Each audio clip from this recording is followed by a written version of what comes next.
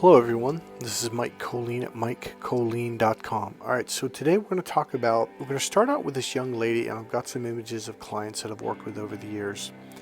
And we'll talk about them in a second, how this impacts you. So this young lady was on what is called America's Got Talent. And the title of the video, if you want to look it up, I'll try to remember to put it in the description box. So it's, is this the most powerful female vocalist to ever audition for America's Got Talent? I'll try to put the link down there if I remember.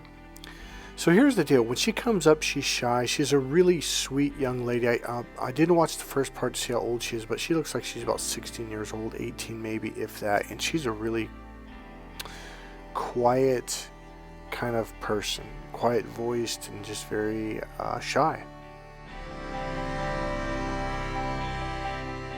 So when she starts to sing, the voice that comes out of her is like, whoa, who is that? I mean, we're talking like she was probably short, 5'1", just a really petite personality, very sweet, very kind, very feminine. But man, this powerhouse of a voice just came shooting out of her. You're like, well, it was like such an extreme, like, well, what, like, wait, that's coming. It literally, I think even Simon said, like, that voice came out of you. So I had to replay it again to just listen to her voice before she started to sing, and then continue on to the song. And you're just like, oh. So what really stood out to me, it just grabbed me by the chest, is that's who she really is on the inside. That's who she is. So this shy, petite, quiet personality that she uses is the personality that, I'm going to use this phrase, it's probably not the right phrase, but that voice that she speaks with is the voice that her handlers allow her to use. And what I mean is the people that have abused her. So she's a sweet girl. You wouldn't just automatically think, oh, she's abused, but there's something about the way she carries herself that you can read into her body language to be like, something happened to her. Somebody beat her down. She might have been molested. She might have been, a narcissist abuse or whatever, but you can tell the real, it could have been a kid at school. It could have been a sibling. Who knows? Somebody, like just constantly beat her down, or somebody did something that shut her down. And that's what this video is about, is there is someone inside you that is so unbelievably amazing and powerful that you won't even recognize that person when that person is finally released and comes out.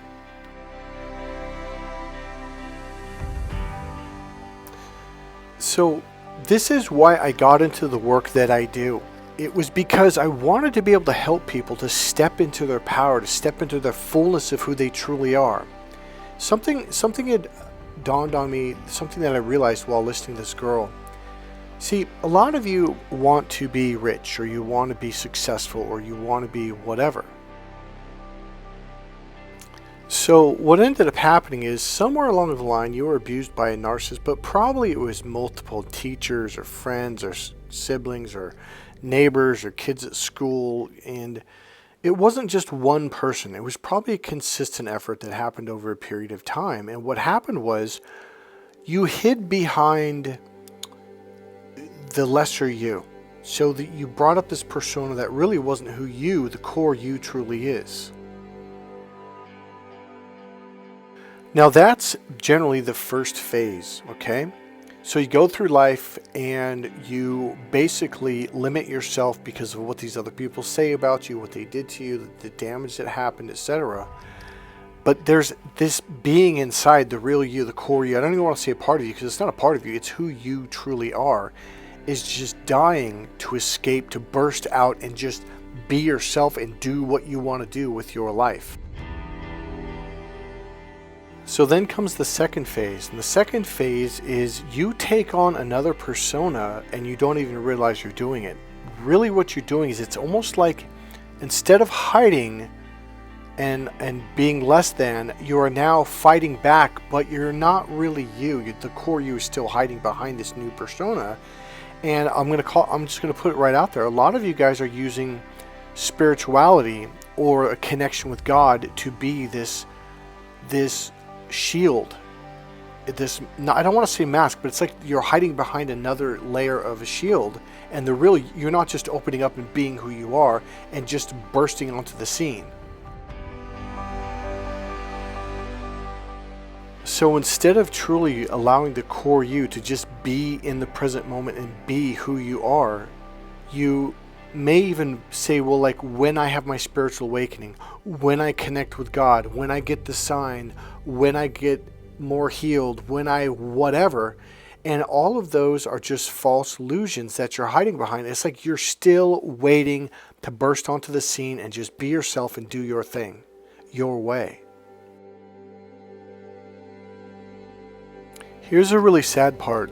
There's a lot of you that are Christians or believe in the Bible.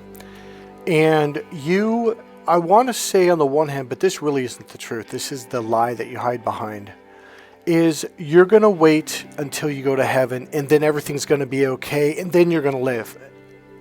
No, that's when you're dead, okay? Look, I went through an awakening a long time ago. A huge awakening. It lasted for 6 months. And every night I got like these messages or downloads or whatever you want to call it. The very, very last one, it was just, the message was very simple. It's what the whole 6 months teaching was all wrapping up to and completing to. Is life is a gift that was meant to be enjoyed. But you were convinced or told that, well, when you get to heaven, when you die, when you pass on, when you go into the next world. No, stop waiting. Stop that. That's bullshit. I'm telling you right now, this life right now in this very moment is very, very, very precious. You need to live today, right now.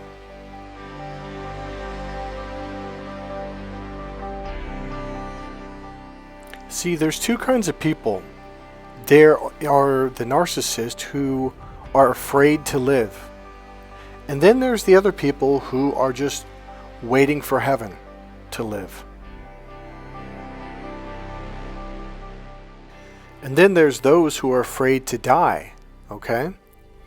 And then you could say there's a fourth group of people who are doing everything in their power to take action right now, every moment of their life, to live, to set goals, to go after the dreams. Now listen to what I'm saying though. So go after your dreams, things that make you happy. It doesn't have to be you got to be rich or you got to be a famous movie star. Whatever it is that you want in your life. Maybe you want to be a singer. Maybe you just want to, be at home and be at peace, or But don't use that as something to hide from the world. Don't do that. And when I mean hide from the world, I mean hide from yourself. So some of you have probably given up on your life. You gave up on your dreams. You gave up on you gave up on just being who you are, regardless of whatever that means, because it's different for everybody. So take a look at this guy. This is Tony Sanza. He is actually a wonderful, wonderful man. That's his daughter. He's at Gracie Jiu-Jitsu right there. He was a professional mixed martial arts fighter. I met Tony, oh God, this was years ago. We're both from Napa, California, Napa Valley. And the president of the IKF called me up one day and says, hey, I've got this great fighter. I'm like, okay. He goes, I heard you're doing some really good work down there. Because he was up, not north, but east in Newcastle, just north or east up the hills from Sacramento. And the president of IKF said, hey, I heard you're doing some new psychology stuff. I'm like, yeah. And he goes, I've heard some really good results from you. So some people have talked and said, hey, Mike Colleen really helped me out. So he goes, well, I've got this great fighter. His name is Tony. I'm like, okay, well, what's going on? Because I'm thinking, well, if he's a great fighter, then what do you need me for? He goes, well, and I actually said that. He goes, why don't you come to his next fight this Friday? He goes, I'll pay for your entry to come in so you don't have to pay. He goes, just watch and see what happens. So I was like, okay, great. So they both get in the ring. They do the announcers and all that stuff. And the bell rang and he froze. He would throw like one punch every 10 seconds or something. And I'm like, this is a great fighter? What the hell? So he lost the fight. There really wasn't much of a fight because the other fighter kind of, for some reason, did the same thing almost. There was very few punches, kicks thrown. He was a kickboxer at the time. And so the president of the IKF goes, what do you think? And I go, this is Steve Fossum, by the way. And I go, I don't really think he's that good of a fighter. And he goes, well, Mike, he goes, now what I want you to do is next week go and watch him in practice. And I was like, okay, fine. So luckily he only lived about 35 minutes away from me at the time. And I went up there and holy shit, this guy was good. The same guy. This is Tony, the same guy. He was just sparring against a professional fighter, and he was just flying and technique. And I was like, oh my God, just throwing a million punches in not a minute, but you get my point. Really aggressive, really fast, in phenomenal shape, and combinations, etc. And I was like, holy shit. So he after he sparred a few rounds, he stepped out and he goes, what do you think? I was like, well, why didn't you do that in the ring? He goes, well, that's my problem. I go, what do you mean that's your problem? He goes, something happens. He goes, in practice, he goes, I'm great. He goes, I'll beat the best of the best.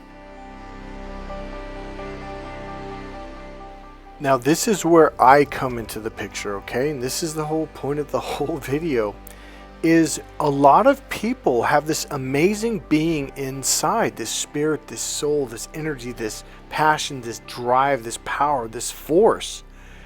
And what ends up happening is when they get out in front of people, they freeze up because somewhere along the line, someone told them, oh, you're cocky. Oh, who do you think you are? And all the bullshit that people will say, I'll throw it right back in front of their face and I'll say, I'm fucking Mike Colleen, motherfucker. Who the fuck are you? I don't let people pull that shit on me anymore. I call them on it and I throw it back in their face and they just shut the fuck up like, oh shit. Okay, so now watch this. Now just hold on 1 second first. So here's the deal. These people are doing this to shut you down, and this is what happened to you. Look. The reason why you're not an actor or a singer or buying your dream home or making the amount of money you want, it's not because you don't have the ability. It's not because you don't have the passion, the drive, or the desire. It's because somewhere along the line, something or a bunch of things happened to where you shut down. And like I said, that's where I come into the picture. So regardless of what happens, ta-da, look what happened. This is Tony right here fighting in Sherdog, fighting under Gracie Jiu-Jitsu banner, okay? So, great. If you don't know anything about fighting, Gracie Jiu-Jitsu is a huge group of people in Jiu-Jitsu who are the best in the world. So, what ended up happening with Tony was he did have a mental block. I'm going to leave it real simple because I don't want to go into the explanation of that. So what happened is I sat down with Tony, and in the first session I figured out what it was. And here's the thing, like, I was so good at what I do. And okay, I'm going to be honest with you. It was actually once I figured out what it was, I was like, oh, this is simple. So it took me about an hour, maybe an hour and a half, including the very beginning of the session, to go all the way through it, and boom, it was done. So he had a fight come up, I think it was about a month later, something like that. And he steps into the ring, and then when that bell rang, he took off, and he just ripped that guy. He dominated the fight, and the crowd went nuts. And he won. I don't remember if he knocked the guy out or if he just beat him really good. So I was cornering Tony for his the first 5 fights after we had done the work, and I coached him for those fights as well, and he won all the fights. So what happened was Steve Awesome, he comes up to me immediately after they raised Tony hands. He goes, I don't know what the hell you did, but damn, keep doing it. Okay, so that's my point, is you are going to be blown away at how much you are holding back that you have inside you, and what you really want. So this is going to surprise you. You might think you want to be a millionaire. You might think you want to be a famous actor, actress, or even you want to be this uber spiritual, emotionally grounded person, and on and on. But you know what you really want? You want to be free. You want to be free to perform at the fullest. I've actually lost matches where I lost by 1 point in wrestling, and I freaking jumped up just because I did so damn good against this guy that was way better than me. But it was like my power was unleashed. There were matches when I would win, but it was like a struggle. It's like I was holding back.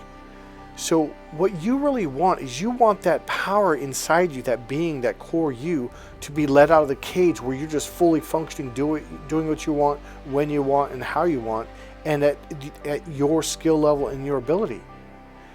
See, when you can do that, you're going to be happier than you've ever imagined. Somebody could give you $1 million, $10 million, and a $10 million home, And if you're still locked inside that cage, you're going to be miserable. All right, so this is Danny Still, professional referee worldwide in Muay Thai, kickboxing, boxing, mixed martial arts, UFC, etc. So, I guess what I'm trying to say is, okay, best thing is to give you an example. I had a wrestling match in high school. I was in 10th grade, and the guy that I was going against had gone to the state championships the last year. So this was really my first year. The year before, I think I had like 4 matches. They asked me to help out the very, very end of my freshman year in wrestling. So I didn't wrestle the whole year. I literally wrestled like 3 weeks or something. I didn't know anything about wrestling. So what ended up happening was I was going up against a bunch of really tough dudes, and these guys were, gone to the state championships, etc. And this guy I was going against was likely to place in the top 3 in the state. And I was like, oh my God, and I was kind of stressing. But I remember praying and saying, I just want to do my best, because sometimes you get locked up. Okay, and that's what happened to Tony. He got locked up. So I was having that experience with some of these wrestlers, and I knew I was a lot better than that because I did a lot better in practice. But I would, it's a psychological thing. Well, I wrestled against this guy, and I think I was ahead in the first round, second round, but in the third round, I ended up losing by 1 point. And man, when that bell or whatever went off, I jumped up in the air like I won, and the entire crowd was just screaming and clapping. It was really incredible. And my coach goes, Mike, they're clapping for you. They're cheering for you. I'm like, really? The reason being is because everyone there that was watching. So this was like I think the last match, basically, or second to last match. If you won this, you basically went on to the next tournament. This, I think, was sections. And everyone knew, like, this was this underdog that just comes as this tournament and just was winning and winning and winning. People are like, well, who's this kid? So the point I'm trying to say is I learned something. Now, I used to hear in boxing in my earlier days, and even in wrestling, they're like, oh, well, as long as you do well, that's good enough. Or not good enough, but like, if you can perform at your fullest, like, that will be satisfying. And I never believed that. To me, it was only you had to win. But one thing I learned from that match is if you could perform at your fullest, especially against someone who's way better than you, and you're doing moves on them, you're taking them down, you're escaping, and it's like you feel so good about yourself because you didn't let your fear stop you. It's like you let off the brakes and you put on the gas. And that is what this entire video is about. This is what my work is about, is helping people to overcome their fear, to step into their power, and literally, like I said, let off the brakes and step on the gas pedal and just go.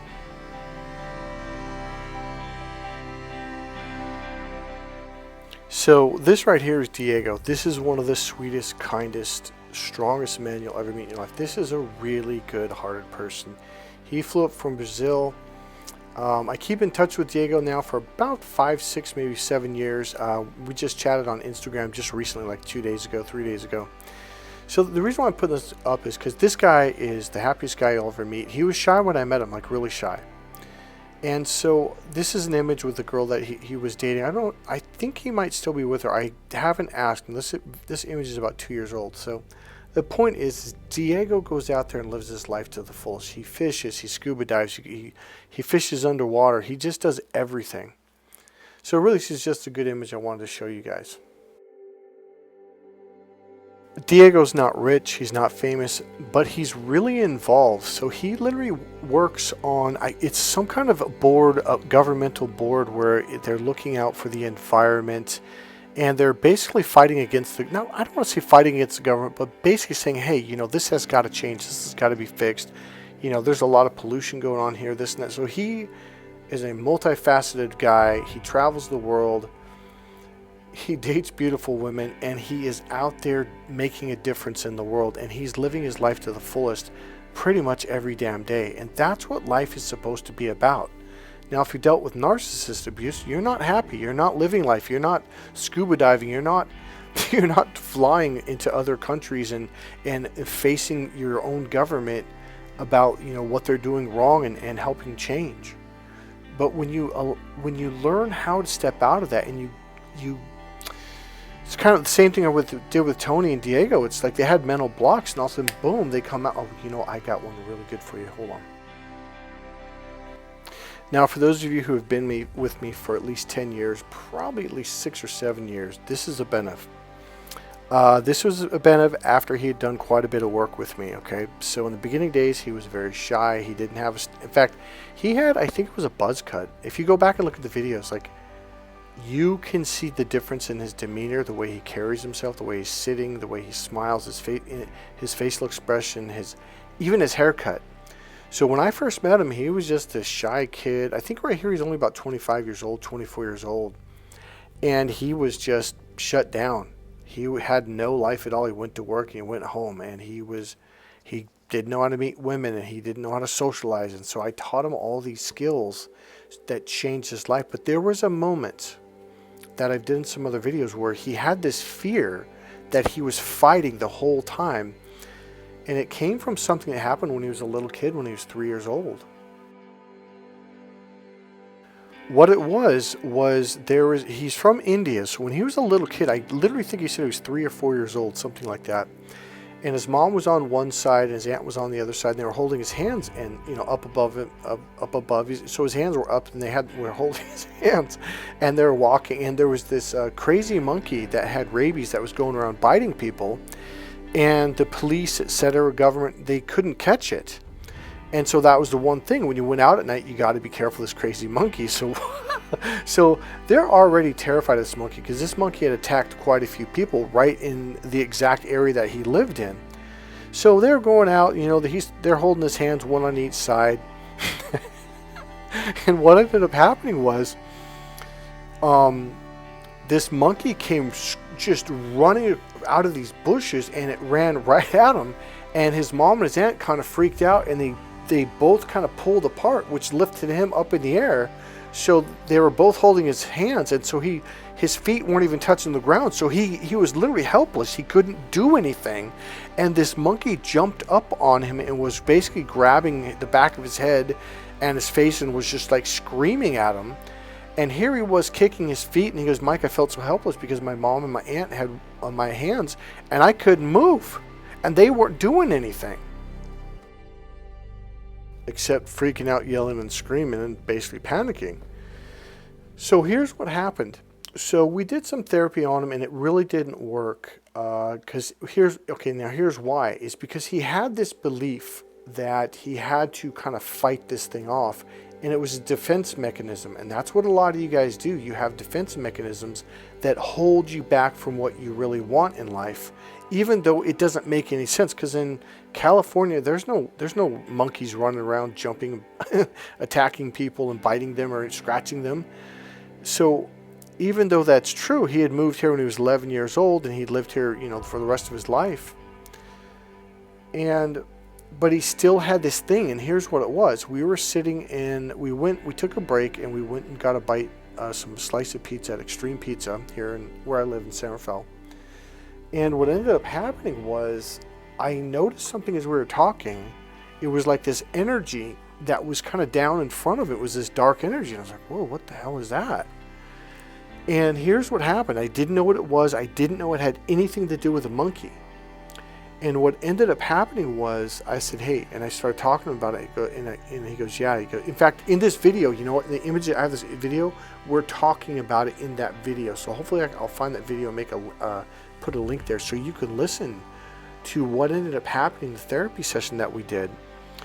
So he had this belief that this black energy was bad. And I was like, no, that's actually your power. So one of the problems with the Benev is he just felt powerless his whole life.